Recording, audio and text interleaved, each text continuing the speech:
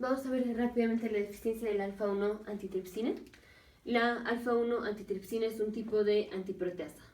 Antiproteasa, o sea, destruye a las proteasas. Recordemos las proteasas. Proteasas son las enzimas que finalmente destruyen a los alvéolos. Destruyen a los alvéolos.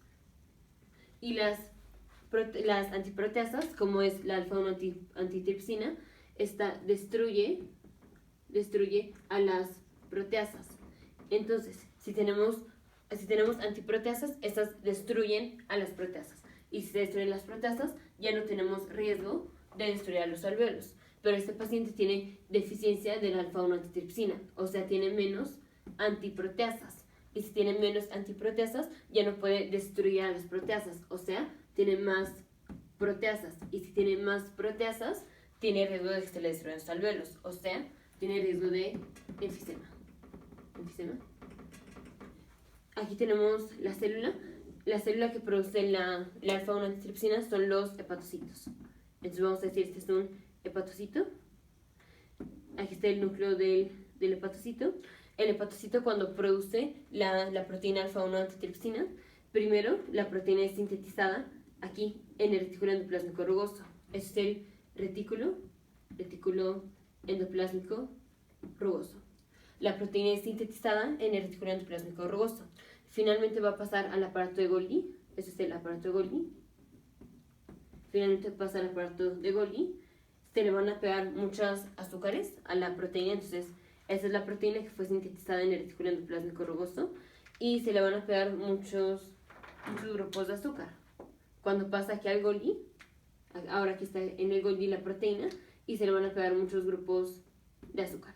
Esto que está aquí son grupos de azúcar. Y finalmente, esta proteína va a ser liberada al espacio intersticial. O sea, finalmente la proteína va a quedar aquí. Y es una proteína que contiene muchos grupos de azúcar. Entonces, esto es lo normal. Esto que acabamos de ver es lo normal.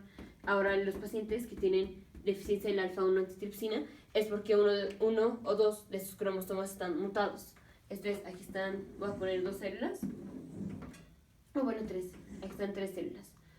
Aquí está el núcleo, voy a poner nada más 2 cromosomas. Aquí está el cromosoma paterno y el segundo cromosoma, pero el materno. Aquí está un segmento específico de DNA. A esto se le va a denominar el gen, o digamos el alelo PIM. Si este gen, o sea, este cromosoma no está mutado, si este segmento específico del cromosoma no está mutado, se le llama PIM. Este digamos que tampoco está mutado, también se le llama PIM. Cuando leamos este segmento específico de DNA y convertamos o produzcamos RNA a partir de ese segmento específico de DNA o de este, se va a producir un RNA y ese RNA va a ser leído por los ribosomas. Y cuando ese RNA es leído por los ribosomas, se va a producir la proteína alfa-1 antitripsina aquí en el retículo endoplásmico rugoso y luego se pasa al Golgi y luego se libera. Los pacientes que son normales se les denomina PIMM.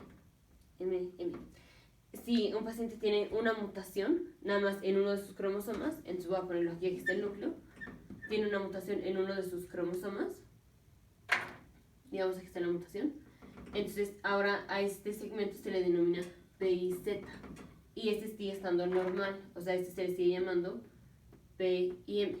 A esta célula que es heterocigota, porque tiene uno mutado y uno no mutado, se le denomina PIMZ.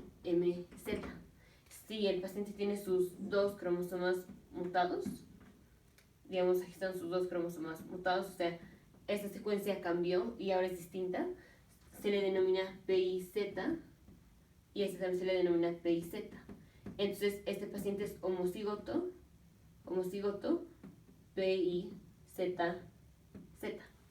Los pacientes que son homocigotos, estos pacientes vienen con enfisema.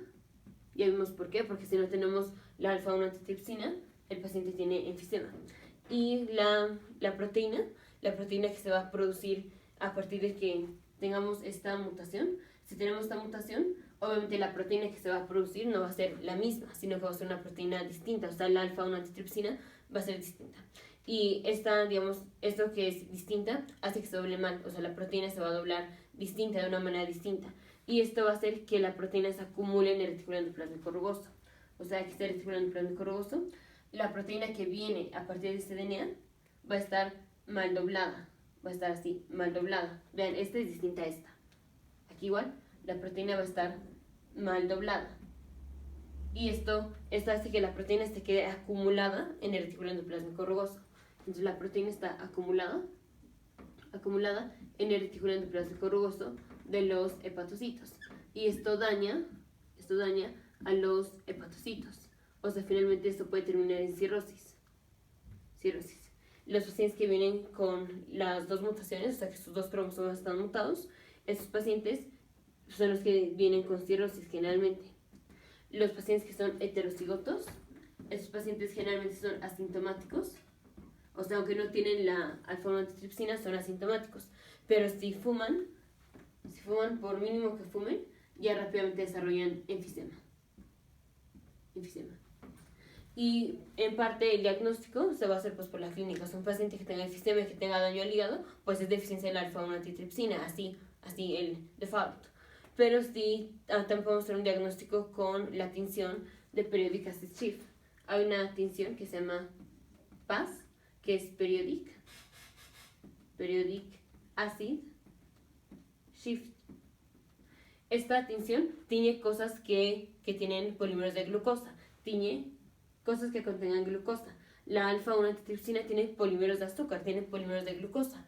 Entonces, si los hepatocitos los teñimos con periodic acid shift, ¿qué vamos a encontrar? Se van a teñir porque en su retículo endoplasmático rugoso tienen acumulada la alfa-1 antitripsina. Entonces, si los teñimos, se va a pintar lo que contenga glucosa. Y la alfa-1 antitripsina contiene glucosa. Entonces, los hepatocitos se van a teñir como de rosa. Y en parte si podemos hacer diagnósticos, si el hepatocito al teñirlo con la tinción de PAS se ve rosa, es que el paciente tiene acumulado en su retículo endoplasmático rugoso del hígado la alfa-1 antitripsina. Si no, si fuera una persona normal, la alfa-1 antitripsina no se acumula y es liberada aquí al intersticio y entonces no se pintarían los hepatocitos. Entonces, deficiencia de alfa-1 antitripsina, si el paciente es heterocigoto, es asintomático y si fuma, le va a dar enfisema. Si el paciente es homocigoto para la mutación, este es un paciente que tiene enfisema y ya va a tener cirrosis. Diagnóstico pues por la clínica o con la tinción de PAS. Nos vemos en el siguiente video de futuros médicos, científicos e ingenieros.